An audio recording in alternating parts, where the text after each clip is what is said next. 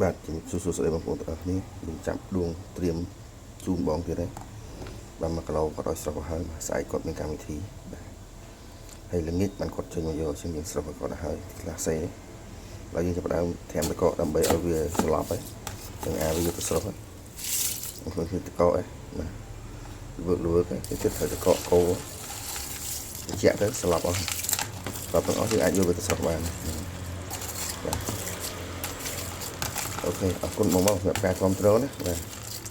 គាត់ទិញជាលើកចង់ទី20នេះតែមើលមិនឆ្ងាញ់គាត់មិនល្អគាត់មិននេះទេណាគាត់មិនតទិញយើងទេនឹងជាចំណុចពិសេសរបស់ខ្ញុំដែរអូខេអរគុណច្រើនទីទៀតតើមើលអស់ហើយតោះយើងត្រាំតកកហើយឥឡូវយកមកស្រុកហើយត្រៀមហើយបងមើលទឹកណាបងណាឃើញស្អាតហើយអត់មានបញ្ហាអីទេការ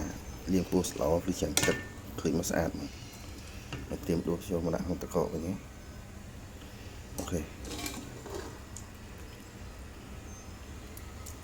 បាទហើយបងប្អូនទាំងអស់គ្នានេះត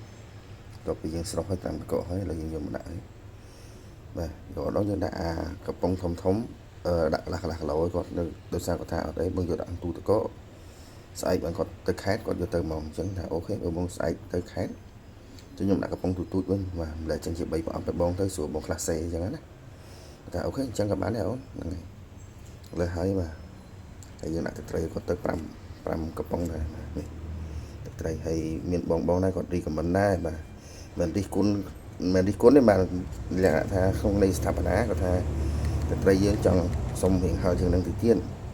ហើយយើងក៏បានឆ្លើយតបទៅគាត់វិញថាទឹកត្រីនេះខ្ញុំធ្វើរបៀបកដាលហ្មងខ្ញុំមិនធ្វើឲ្យហឹលពេកគាត់អត់ឲ្យយើងអត់ហឹលពេកដែរពីព្រោះអីឲ្យអ្នកចេះល្មមគាត់អាចហូបបានហើយអ្នកមិនចេះសោះក៏គាត់អាចហូបបាន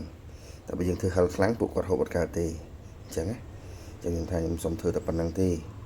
បើបងត្រូវការហឹលបងគាត់ថែមម្ទេសពីលើបន្តិចមកបាទវាមិនខុសទាស់ទេ